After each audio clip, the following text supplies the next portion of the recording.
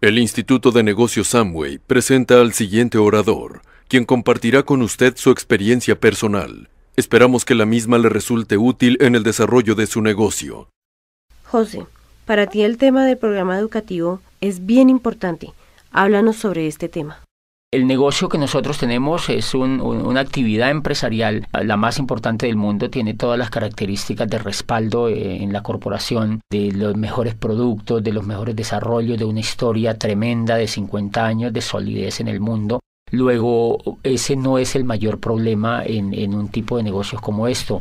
Yo evidencié que aquí había un gran negocio porque tiene un programa educativo muy estructurado y ese fue el que me hizo a mí tomar la decisión de hacer ese negocio. Yo creo que es importante porque si hay una buena o mala educación, eso determina el futuro de los seres humanos. Y cuando yo examino el programa educativo que tiene este negocio, lo que llego a la conclusión es que es lo más importante que yo he conocido. Yo vengo del mundo universitario, he trabajado por más de 8 años como rector de una universidad y he trabajado en el mundo académico por el tiempo que he estudiado y después ya como dirigiendo una institución universitaria, y siempre había cuestionado el modelo educativo tradicional por sus falencias y por las rutinas que ya ha creado a través de los siglos. Cuando conozco el programa educativo encuentro que es muy importante para desarrollar el negocio porque toma a las personas y las transforma, hace una transformación profunda de los seres humanos y les hace creer en sí mismas, les hace evidenciar posibilidades y las hace tomar el control de su futuro. ¿Cuáles serían las características fundamentales que determinan este programa educativo? Una de las grandes sorpresas que yo encontré, yo entro como todas las personas a pegarme, digamos, a ese programa educativo porque me parecía siempre que la educación era importante. Cuando yo encuentro que tiene 3 características esenciales. Yo lo he venido estudiando, he venido beneficiándome de él. Esas 3 características son, primero, que es un programa continuo, y eso es muy importante. Esa es una diferencia fundamental entre la educación tradicional y este programa educativo, y es que es continuo. La continuidad radica en que desde que una persona entra al negocio empiezan a educarla y esa educación nunca termina. La persona cuando puede estar ya muriendo, pero la persona tiene la posibilidad de estar estudiando y tiene la posibilidad de estar creciendo. Eso es fundamental. ¿Por qué es fundamental? Porque el modelo educativo tradicional es un modelo que no es continuo. Las personas estudian carreras y terminan las carreras, y cultural y psicológicamente esas personas creen que están ya acabadas, que son productos terminados, y difícilmente ellas creen que tienen que seguirse educando hacia el futuro. Normalmente terminan las carreras y las personas salen a buscar qué hacer, pero no hay la concepción profunda de que tienen que educarse durante toda la vida. Aquí de entrada el programa educativo nunca le dicen que es por 3 años, a nadie le dicen que es por 6 meses, a nadie le dicen que es por 5 años y a nadie le dice que se va a graduar, porque lo que se busca es el éxito, es el crecimiento de las personas. Y esa característica me parece que es muy importante porque en 1991 en Colombia, el gobierno de Colombia reunió a un grupo de sabios que se llamó precisamente la Comisión de Sabios para la Educación, la Ciencia y el Desarrollo, y de esa Comisión de Sabios hizo parte Rodolfo Ginás, que es uno de los grandes genios que tiene Colombia en la medicina. Él fue el director del Instituto de Neurología de Nueva York. Estuvo en esa comisión Manuel Elkin Patarroyo, y estuvo dentro de las personalidades, estuvo Gabriel García Márquez, y esa comisión determinó que, yo recuerdo que en uno de los resúmenes que esa comisión escribió, dice Gabriel García Márquez, que fue quien redactó el resumen final, dice: las condiciones de Colombia están dadas como nunca para el cambio social y la educación será el instrumento maestro. Dice él, pero no es cualquier tipo de educación la que necesita Colombia para transformarse. Dice, necesitamos una educación que sea inconforme y que sea reflexiva, una educación que vaya desde la cuna hasta la tumba, o sea, que sea continua. Dice, necesitamos una educación que nos inspire una nueva manera de pensar y que nos inste a descubrir quiénes somos en una sociedad que se quiera más a sí misma. Y eso es fundamental porque en el año 2001, yo estaba viviendo en Europa, y un día en la ciudad donde yo vivía bajé a comprar el periódico y encontré que había un aviso donde requerían un empleado para una multinacional y decía: se necesita gerente de recursos humanos para una empresa en el norte de España. Y a mí me emocionó ese aviso porque yo creía tener posibilidades para aplicar. Cuando yo veo en ese aviso decía abajo: no mayor de 29 años. Entonces, ¿qué es lo que está haciendo eso? Lo que está haciendo ahí es que están limitando a las personas y creen que las personas, por no tener menos de 30 años, no son competentes para una empresa. O sea que están reciclando a la gente. La industria, uno de los pecados de la era industrial es que recicla a las personas, porque cuando ya no tienen las habilidades de la juventud, las desecha, y en ese sentido es porque el modelo educativo no es continuo. Si el modelo educativo fuera continuo, la empresa entendería que la persona en la edad que tuviera pues tendría las habilidades más despiertas y podría ser más productivo para la empresa. Pero como la empresa sabe que la persona ha terminado la carrera a los 21 años, entonces ya quiere que la persona trabaje esos 5 años donde está el mayor auge de entusiasmo, trabaje para la empresa. Cuando ya va llegando a los 30 años, la empresa ya cree que esa persona no es competitiva. He visto personas de 50, 60 años estudiando libros y volviendo a tener esperanza en que ellos pueden hacer algo importante en su vida, y eso lo logra la educación. José, cuéntanos por qué hay personas que no pueden tomar el programa educativo tan fácil o tan rápido como otras. En muchos casos es porque los líderes no los promueven lo suficientemente. Como este es un negocio de liderazgo, los líderes siempre tenemos que decirle a las personas qué es lo más importante para ellas. Y entonces pueden haber varias fallas. Una, que los líderes no están lo suficientemente comprometidos con lo esencial que tiene un negocio como estos, y es la educación. Y la segunda cuestión es que hay personas que definitivamente no quieren educarse, porque la educación es un asunto voluntario. La educación está allí para que la gente la tome, así como el éxito, así como el progreso, así como la abundancia, así como la posibilidad de avanzar en la vida es una opción, la educación también es una opción. Por fortuna estamos en un país donde pues las personas optan por educarse o no, donde todo es libre, y entonces aquí también ese es un elemento importante. Hay personas que no creen que sea importante para ellos, y ahí hay un tema de conciencia que hay que respetarlo. Una segunda característica que tiene ese programa educativo y que me parece definitiva es que es coherente. La primera característica es continuo, la segunda es que es coherente. La razón número uno, la cual me sorprendió a mí, es que los maestros que educan en el negocio tienen el resultado en la mano. Diferencia fundamental con el modelo educativo tradicional. El modelo educativo tradicional, no siempre o casi nunca los que educan tienen el éxito. Entonces, a mí me sorprendió ver que yo fui a un seminario y los que me hablaban en ese seminario eran diamantes. O sea, eran libres financieramente, y ellos me estaban enseñando a mí a ser libre financieramente. Entonces, obviamente, cuando yo escucho a alguien que tiene el resultado, eso me da confianza, eso me da fe, porque ella es una persona que tiene las mismas capacidades que yo, y entonces yo creo que yo también lo puedo lograr. Y eso en educación, desde el punto de vista pedagógico, es determinante, que la persona que eduque a otros tenga los resultados de éxito que está transmitiendo las otras personas.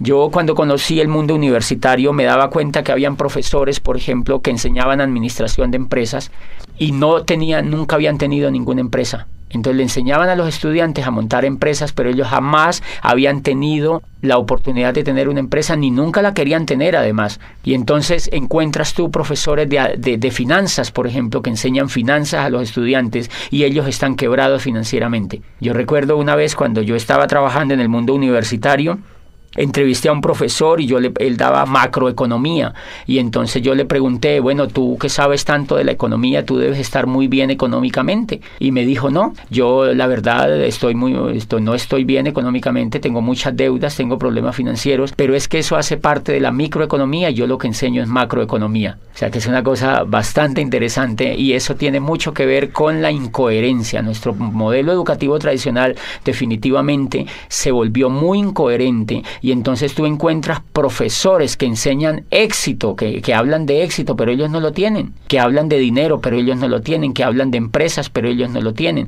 Y entonces ese es uno de los fracasos importantes del modelo tradicional. ¿Por qué? Porque los muchachos, como tienen ese espejo en sus profesores, ellos terminan duplicando a sus profesores, y eso empieza a generarse una ola de pobres que educan a pobres, que educan a pobres, de pobres que educan a pobres, que se educan entre los pobres, y todos terminan siendo pobres. Entonces por eso tú encuentras gente que les cuesta tener resultados financieros importantes, porque el reflejo y el espejo que ellos han tenido durante todas sus carreras por 20, 30 años de estudio ha sido de incoherencia. Y me hace acordar de una historia bellísima que leí en pedagogía alguna vez de un muchacho que quería estudiar cacería de dragones, era en Oriente, y él había encontrado que existía, pues la mayor necesidad de esa región era atacar la plaga de los dragones que lo infestaban todo. Entonces su padre lo lleva donde el maestro Lin, que era el más dotado en este tema de cazar dragones,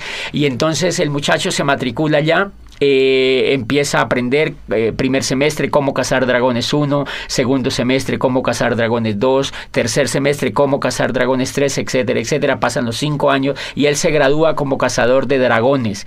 Están tan contentos la familia que van a celebrar con él el grado, lo abrazan, se toman fotos, llevan la abuelita, todos los familiares, las tías, los primos, etcétera, etcétera, y los amigos, y brindan ese día porque se gradúa el hijo como cazador de dragones. Estaban tan felices que lo matriculan inmediatamente en la maestría de cómo cazar dragones, profundo ya, una maestría es una especialidad importante, y entonces el muchacho se queda ahí mismo en esa escuela de cazadores de dragones con su maestro dirigiéndole la maestría, y entonces ya empieza a profundizar cómo cazar dragones en el aire, cómo cazar dragones en el mar, cómo cazar dragones pues en la selva, y se especializa y termina la maestría. Vuelven y celebran a los 2 años y medio, 3 años, él termina, lleva 8 años estudiando cacería de dragones, y entonces celebra y sale como magíster en cacería de dragones. Se va al campo a cazar dragones y al cabo de 10 años regresa muy triste, ya más avanzado de edad el muchacho, ya está entrando en los 30 años, 30 y pico de años, y entonces le dice al maestro, maestro, yo estoy muy triste. Y le dice, ¿por qué estás triste? Le dice, mire, yo estudié aquí contigo en esta escuela cacería de dragones, fui aplicado, nunca me supleteé, nunca habilité, hice todo lo que tú me dijiste, repetí todas las asignaturas, hice todo el pensum, y me gradúo como cazador de dragones, y no solo me gradúo como cazador de dragones, sino que hago una maestría en cómo cazar dragones a nivel de especialidad. Me gradúo de magíster como uno de los más brillantes estudiantes, y llevo 10 años en el campo, y no me puede creer, maestro, no solamente no he cazado ni un dragón, sino que ni siquiera lo he visto. Entonces el maestro se queda viéndolo y le dice, hijo, no te pongas triste. Vamos a hacer lo siguiente, vas a volver al campo durante otros 5 años y vas a trabajar muy duro en cómo cazar dragones. Si al cabo de 5 años no has logrado cazar ningún dragón, se le acercó al oído y le dijo, haz como yo.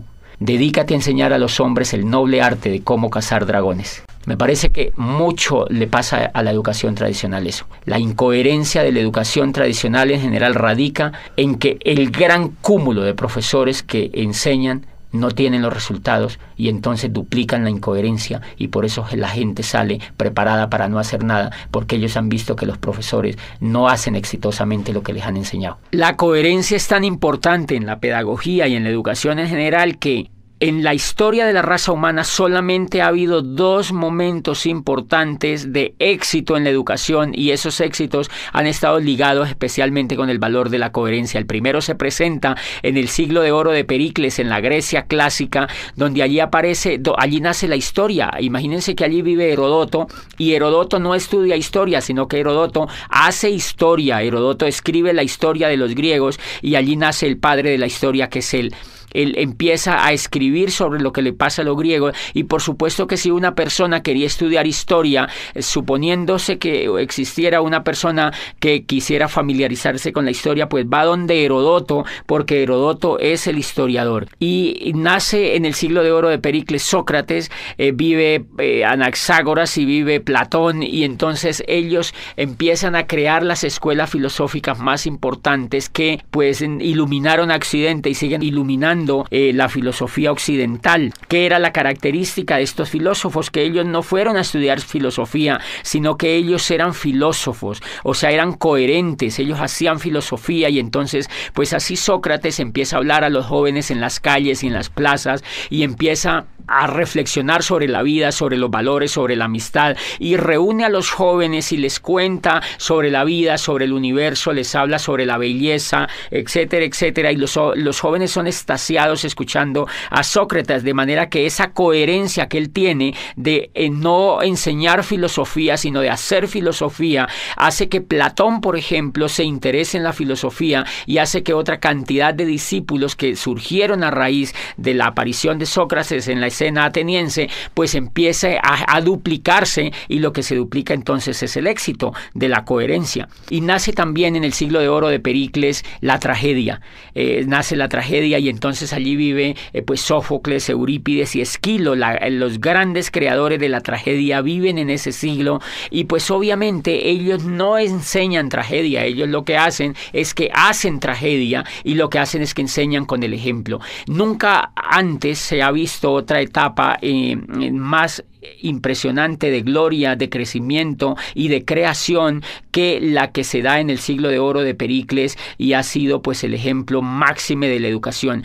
Y paradójicamente allá nace la historia, pero no hay facultades de historia, nace la filosofía y no hay facultades de filosofía, y nace la tragedia, la gran literatura de los griegos, pero no hay escuelas de literatura. Entonces lo que hay son hechos concretos, hay maestros que hacen las cosas, y otros, si las quieren aprender, pues las aprenden realmente de los que saben. Y eso es tan importante que el otro momento que se presenta en el siglo XVI, prácticamente arrancando el siglo XVI, y es en lo que llamamos el Renacimiento. Allí, en la Florencia renacentista, se da otro milagro de la educación. Allí aparece el arte, aparece otra vez la filosofía renacentista, aparece el descubrimiento de las leyes físicas y de las leyes químicas, y aparece el renacimiento de la política, de la democracia con Maquiavelo. Aparece el planteamiento de teorías políticas que nunca se habían escuchado, básicamente en lo que plantea Maquiavelo, y aparece en el arte Miguel Ángel Buonarroti, aparece Tiziano, aparece Botticelli, y ninguno de ellos va a las escuelas de arte, sino que ellos van al taller de Verrocchio, van donde hay maestros pintando, donde hay escultores, donde hay realmente personas que son coherentes con el arte, y pues ellos han sido los grandes creadores del Renacimiento, la gloria, el espejo, todo el ejemplo que tuvimos hacia adelante en el tema del arte en Occidente. Por ejemplo, fíjense que toda esa coherencia hace que Newton defina su rol sobre la ciencia y desafíe los conceptos que se habían creado a raíz de las creaciones anteriores en el tema de la física. Y lo que se da en ese siglo, en ese siglo del Renacimiento, prácticamente en esa etapa, es que existen personas que son coherentes entre lo que piensan y entre lo que hacen. Nunca antes ni nunca después se presentó otro milagro de la educación tan impresionante como se dio en el Renacimiento y en el siglo de oro de Pericles. Y el último pilar que tiene este negocio es que es humanista. Y el humanismo radica en que el centro de todo el modelo educativo es el ser humano. No es el conocimiento, no es el horario, no son los útiles, no son los maestros, no son los esmeraldas ni los diamantes. Es el centro de todo el ser humano, es la persona que viene a educarse. Entonces, 1, le respetan hasta la decisión de si se educa o no. 2, le respetan hasta cuándo quiere educarse. 3, le respetan el tiempo, porque el programa educativo no tiene horarios. Lo hace la persona en su casa, lo hace cuando se levanta, lo hace cuando se acuesta, lo hace al mediodía. No tiene un horario como hace el programa educativo tradicional, que levanta a los niños a las 5 de la mañana para que se vayan a la escuela y le viola el sueño, le viola la esencia misma de las personas, que es el descanso. Los llevan a estudiar desde la madrugada a los niños con unos horarios determinantes que ellos no han escogido. Entonces el centro en este negocio del programa educativo, y por eso lo hace humanista, es el ser humano, no el conocimiento, no el intelecto, no los libros, no los profesores, no los horarios, sino el ser humano. El ser humano como centro educable hasta el final de los días. Como lo respeta como ser humano, sabe que el ser humano puede crecer desde que está con uso de razón hasta que muere. Y eso es un modelo completamente humanista. El humanismo radica, siempre que se mide un modelo humanista desde la pedagogía, se mide dónde está el ser humano y cómo se le respeta. Este modelo educativo lo que hace es crearle a la persona una inteligencia superior desde lo emocional, le genera esperanza, le genera valores, le genera principios, y todo lo orientado a la educación está basado en los valores intrínsecos del ser humano, ni siquiera en el intelecto, sino en los valores intrínsecos del ser humano. José, ¿qué diferencia hay entre el modelo educativo tradicional y el programa que estamos desarrollando en este negocio? Bueno, fuera de esas diferencias que son monumentales, son diferencias como, por ejemplo, que el modelo educativo tradicional se enfoca en la educación intelectual. Y resulta que los grandes descubrimientos que se han hecho en la pedagogía apuntan a que el éxito de las personas en la vida no está basado en el intelecto, sino en la emoción. Entonces, una diferencia nuclear del programa educativo es que no educa el intelecto, sino que educa la emocionalidad. Hay una obra de Daniel Goleman que se llama Inteligencia Emocional, es un profesor de Harvard y fue uno de los primeros estudios serios que se hicieron recientemente sobre el tema de la educación emocional, y empezó la pedagogía a darse cuenta que la educación emocional era mucho más importante que la educación intelectual. Me explico. Si nosotros observamos, por ejemplo, escuchando o leyendo, cuando uno lee lo que escribió Einstein, por ejemplo, dice Einstein que es más importante la imaginación que el conocimiento. Lo que lleva a Einstein a descubrir la teoría de la relatividad es la emoción, no es lo que él sabía de física. Es la emoción, es el deseo de hacer algo nuevo, es el deseo de descubrir una teoría nueva, era el deseo de superar al maestro que había antes que él.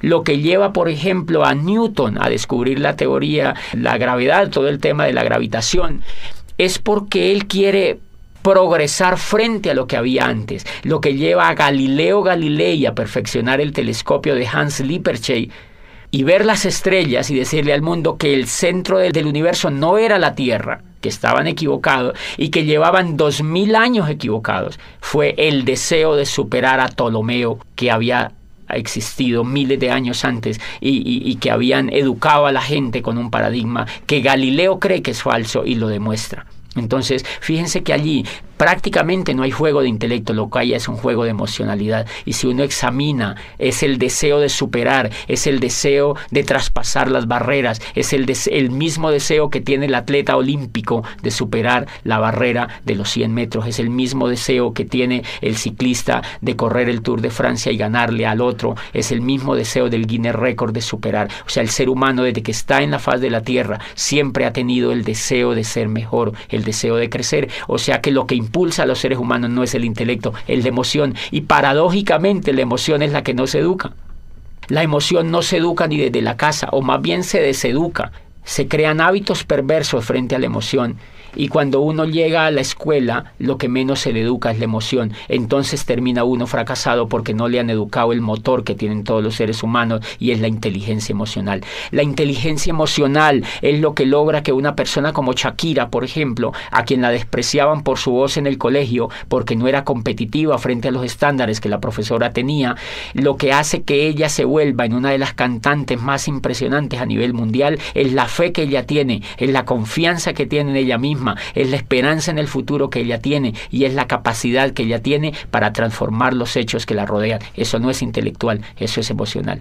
Gabriel García Márquez, desde que entra al mundo universitario aquí en Bogotá y estudia en la Nacional, de una lo que ve es que él no iba a ser un buen abogado y que el modelo que lo estaban metiendo educativo no le convencía. Él se retira de la universidad y lo que lo lleva a hacerse el mejor escritor del mundo es el deseo, es el sueño, es la capacidad de querer progresar y la capacidad de creer en sí mismo. Y ahí hay un elemento fundamental que se llama la capacidad de soñar. La capacidad de soñar es un elemento emocional. Y si ustedes examinan, esa es una diferencia importante. El sueño, por ejemplo, está prácticamente vetado en la educación tradicional. Tú estudias 20, 30 años en la educación tradicional y normalmente a ti nunca te hablan de sueño. Nunca tú ves a un profesor hablándote de que es importante soñar. Nunca te hablan de que es importante soñar, porque ese elemento es casi cursi en la educación tradicional.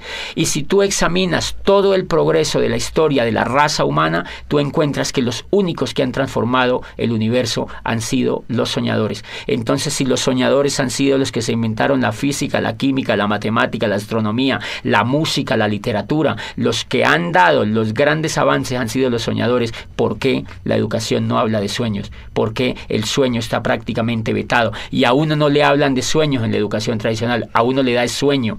Pero realmente allá nunca ve uno, en general uno no ve profesores soñadores. Y me llama la atención eso porque uno de los elementos importantes, la diferencia de los seres humanos con los animales, es que los seres humanos se difieren en que los seres humanos somos soñadores. Los animales no sueñan. Los animales vienen programados genéticamente para repetir lo mismo que ha hecho su especie a través de miles de años. La abeja repite el mismo panal, la hormiga repite el mismo hormiguero, el cerdo repite el mismo comportamiento de los otros animales.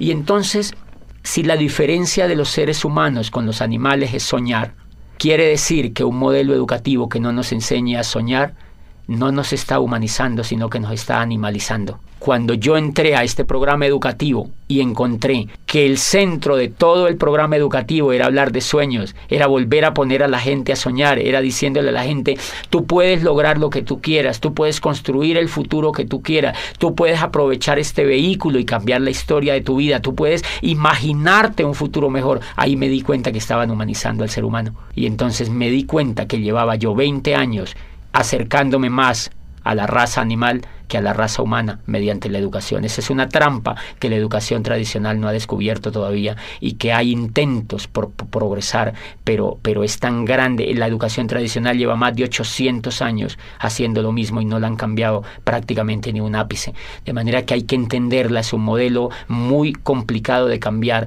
pero nosotros podemos hacer cosas por los demás y yo pienso que la labor que está haciendo el modelo educativo de este negocio pues es impresionante, porque en lugar de cuestionar lo que ya hay, hacemos realidades los sueños de muchas personas con una herramienta que es verdaderamente revolucionaria desde allí.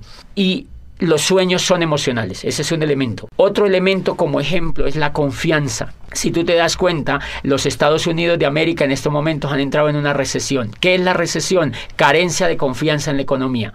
No es que no tengan dinero, lo que pasa es que no quieren invertir el dinero. Los bancos no quieren prestar. ¿Por qué no quieren prestar? Porque no tienen confianza. ¿Por qué no quieren comprar finca raíz? Porque no hay confianza. ¿Por qué no hacen negocios como antes? Porque no hay confianza. O sea que el elemento, por la confianza se cae la bolsa de valores de Nueva York. Por la confianza, imagínate, la confianza no es intelectual, es emocional. Y entonces si la confianza es la que es capaz de mover la economía del mundo, ¿por qué no se educa en la confianza? ¿Por qué no se educa a los niños a que sean confiables? Si ustedes observan afuera, se van a dar cuenta que las personas que tienen éxito es porque son confiables. Las personas que no tienen éxito es porque no son confiables. El éxito económico y el éxito en todas las etapas de la vida radica en la confianza. La confianza que la familia le tiene a uno determina el éxito que uno tiene con la familia. Si uno no es confiable, ni la misma familia lo apoya. O sea, ¿qué quiere decir? Que la confianza es un factor determinante en el progreso de los seres humanos y nunca se enseña. Claro, cuando una persona se vuelve confiable, puede progresar en todos los aspectos de la vida. Y ese es un elemento. Este negocio educa en valores, en volver soñadores, en el valor de la imaginación, en el valor de la confianza, en el valor del perdón, en el valor de la asociación, que es fundamental.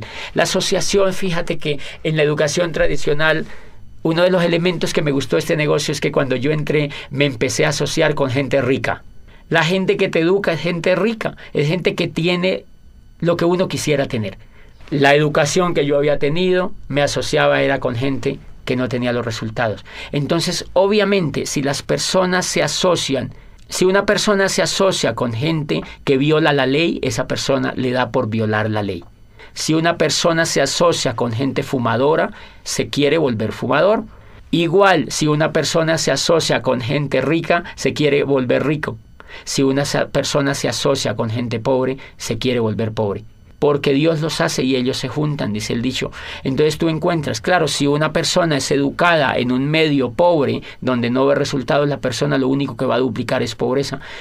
Este modelo de negocio tiene la facultad de asociar a las personas con gente que tiene resultados de abundancia y entonces eso se pega en las otras personas. Por eso crea como una especie de ambiente donde hay muy fácil la posibilidad de la duplicación, porque las personas siempre están viendo resultados y siempre están viendo posibilidades y siempre están viendo coherencia y siempre están viendo progreso. Otro elemento importante es que cuando uno se asocia en este negocio, uno encuentra gente que no se queja, gente que no habla de pobreza, gente que no te habla de crisis, gente que no te habla de fracaso, gente que no te habla de pérdida. Acá siempre te van a hablar de ganancia, de prosperidad, de abundancia, de riqueza, de amistad, de perdón, de valores, de familia, de crecimiento. Entonces, obviamente, si te están hablando todo el tiempo de eso y tú lo vives, a ti eso se te va pegando y te dan ganas de ejercerlo en tu vida. ¿Tú consideras que este programa educativo es importante para un negocio multinivel? Sí, totalmente definitivo. Y una de las diferencias que tiene, digamos, montar un negocio de network marketing con montar un negocio tradicional es que el que monta un negocio tradicional, primero, en la universidad no le han enseñado actitudes de ser empresario. La diferencia entre una persona que es empresaria y alguien que no es empresaria es la actitud.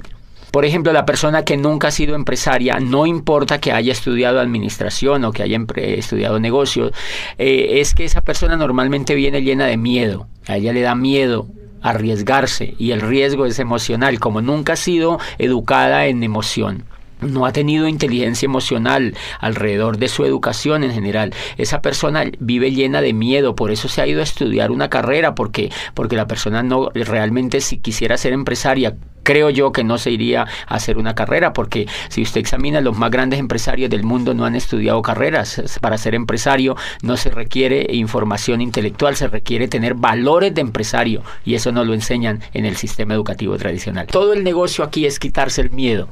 Todas las personas vivimos llenas de miedo, nosotros vivimos con el miedo. Miedo a arriesgarnos, miedo a ser el oso, miedo a quedar mal, miedo a que nos vaya mal, siempre pensamos en qué pasa si nos va mal. O sea que llevamos mucho miedo por dentro, y esa es la razón número uno porque la mayoría de personas no son empresarias. Resulta que el miedo es el aliado número uno de la pobreza. O sea, el miedo y la riqueza no la van. El miedo y la riqueza no la van, entonces la pobreza se alía con el miedo. Y si tú observas, por ejemplo, cuando el mundo del empleo es un mundo que lo explota el miedo. ¿Por qué uno se vuelve empleado? Yo fui empleado durante 8 años. ¿Y por qué no era empresario? Porque me daba miedo. O sea, que yo era empleado era porque no podía hacer otra cosa. Cuando este programa me educa y me saca el miedo, a mí se me ocurre lanzarme a ser empresario. Entonces, ¿por qué es importante el programa educativo? Porque te va a sacar el miedo. El miedo siempre vive con uno. Lo que pasa es que el programa educativo lo minimiza, lo arrincona, lo manda a espectros donde uno no lo necesita. Y cada vez que uno se educa emocionalmente en ese negocio, el miedo se aminora. Los seres humanos en cuestiones con el miedo somos como un demaquillante. El demaquillante normalmente tiene mitad de agua y mitad de aceite.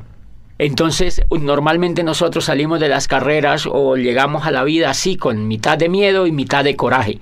Pero normalmente el miedo gana, porque es más fácil no hacer las cosas que hacerlas, obviamente.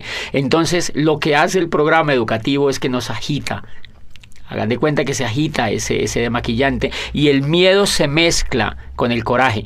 Y entonces, como el miedo se mezcla con el coraje, no nos puede ganar. Y entonces uno sale y da un plan, uno va y muestra los productos, uno va y hace un auspicio, uno hace algo en el negocio. Y cuando uno se ha dado cuenta, nos hemos dado cuenta que cuando uno deja de escuchar el programa educativo, deja de educarse emocionalmente, vuelve y se aparta el miedo. Y vuelve el coraje, se aparta y entonces uno para de hacer el negocio. O sea que todo el negocio en los seres humanos consiste, para ser empresarios, en quitarnos el miedo.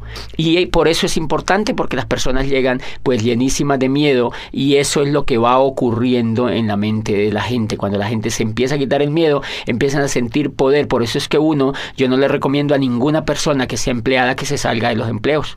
Cuando inician el negocio, me preguntan, este negocio me parece muy bueno, yo me quiero salir del empleo, yo quiero dedicarme solo a esto. Yo les digo, prohibido. porque esa persona no se ha sacado el miedo todavía. No le recomiendo tampoco, porque si esa persona ya se hubiera sacado el miedo, ya mínimo era platino en este negocio, o era esmeralda, o era diamante. La razón por la cual no ha calificado es porque tiene miedo. Entonces es muy recomendable que las personas se vayan sacando de a poquito el miedo y que valoren sus empleos, que se vuelvan buenos empleados, es decir, que hagan bien sus funciones, pero poquito a poco se van quitando el miedo. Y cuando se quiten el miedo, se quitan al jefe también, pero antes de que se quiten el miedo no se lo van a poder quitar. Entonces es fundamental, y además las emociones, la excelencia, dice Aristóteles, no es un acto sino un hábito, y lo que busca este programa educativo es volver a la gente excelente. Y entonces, ¿por qué hay que pegarse al programa educativo? ¿Por qué es importante para un empresario? Porque le va a quitar el miedo y porque le va a generar el hábito de la excelencia, y eso no se genera en un día, tiene que generarse en un proceso. Bueno, José, entonces, ¿qué le dirías tú a aquellos empresarios que ven el sistema educativo como un gasto? Bueno, más que decirles, es como evidenciar qué es lo que pasa normalmente con un empresario nuevo que ingresa al negocio y no es que no le guste, porque a ellos les gusta, lo que no les gusta es pagar. Entonces, porque el programa educativo tiene un costo. Si tú observas la carrera que has hecho, eso te ha sacado dinero y tiempo, mucho dinero y mucho tiempo, y tienes que evaluar los resultados que tú tienes con eso que has hecho. Luego acá, si tienes un programa educativo que es altamente competitivo, que es diferente a lo que has hecho, y aquí vas a construir el futuro, pues lo menos que puedes hacer es pegarte al programa educativo. Porque la gente no se pega.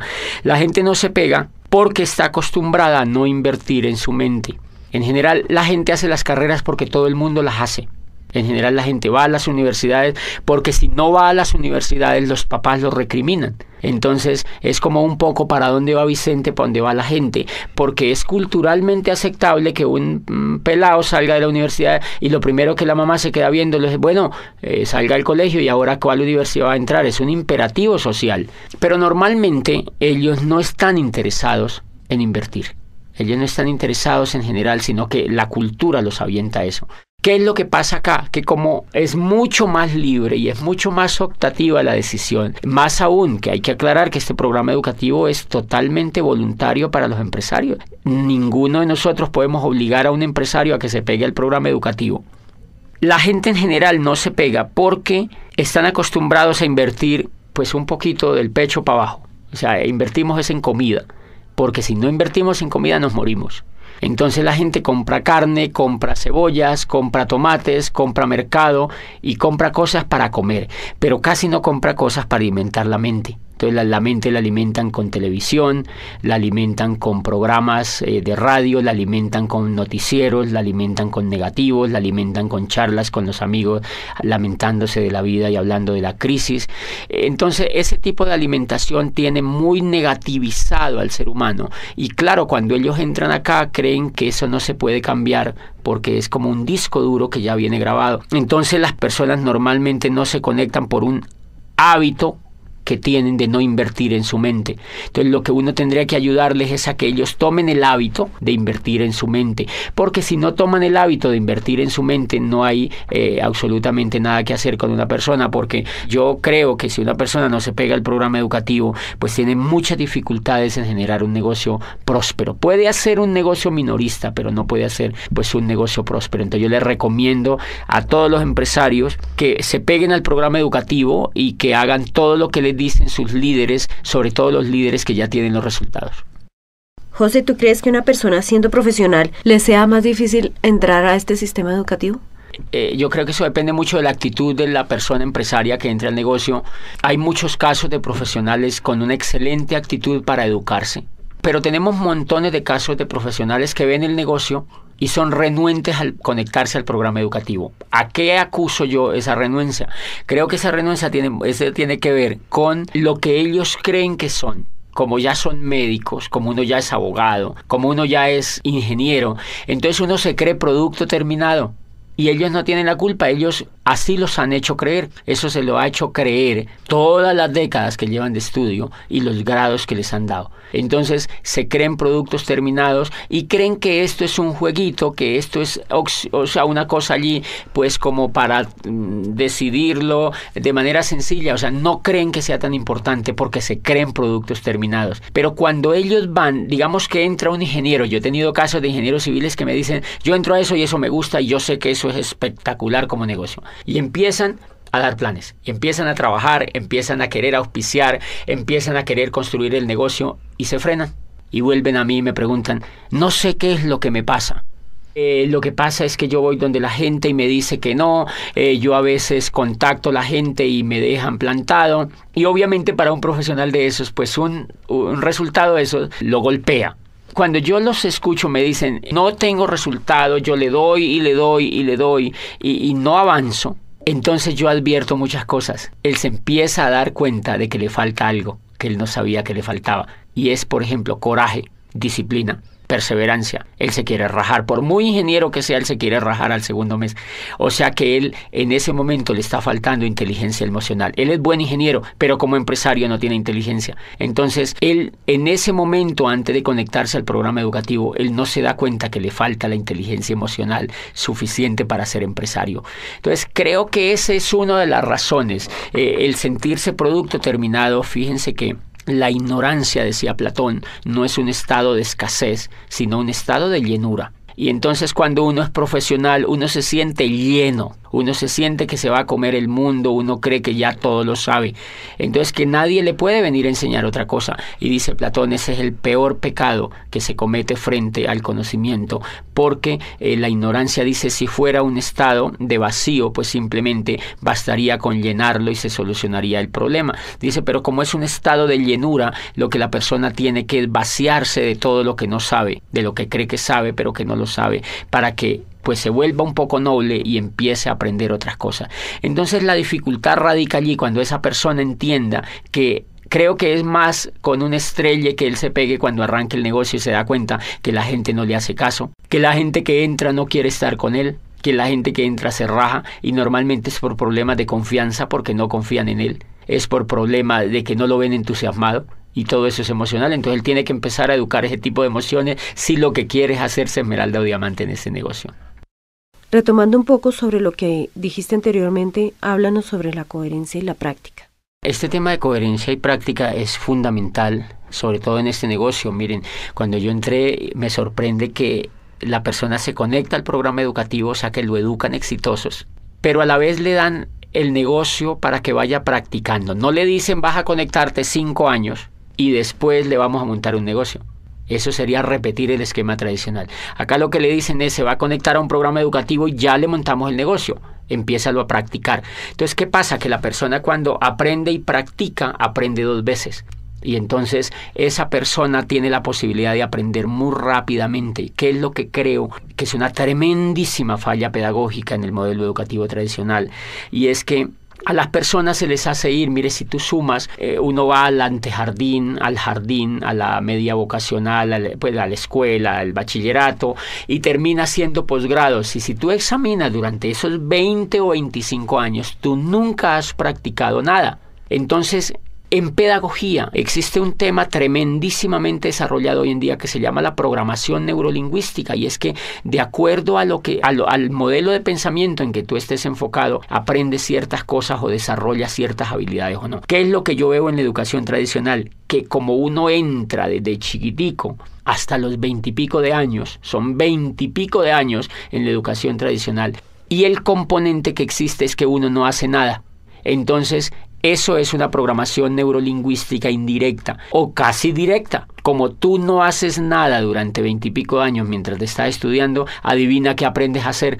Nada. Y por eso es que después, ya cuando uno realmente empieza a aprender a hacer algo exitoso, es cuando ya está viejo o cuando ya está de mayor edad, porque ha pasado la mayoría del tiempo sin hacer nada. En cambio, una sorpresa tremenda en este negocio es que cuando la persona ingresa al negocio, le montan un negocio para que empiece a practicar. Entonces él ejerce el tema de aprender mediante el error. Aprende, practica y comete errores. Aprende, practica y comete errores. Entonces, él mismo va viendo cómo es que él mismo tiene que superar los obstáculos, porque él mismo es el que está practicando. No otro por él, ni en piloto simulador, sino en la realidad. Él sabe que cuando raja una persona, por ejemplo, es porque es mal comunicador, en muchos casos. Él sabe que cuando contacta y no logra auspiciar a la persona es porque es un mal comunicador. Entonces, aprende que él tiene que mejorar esa habilidad de comunicarse mejor, etcétera, etcétera.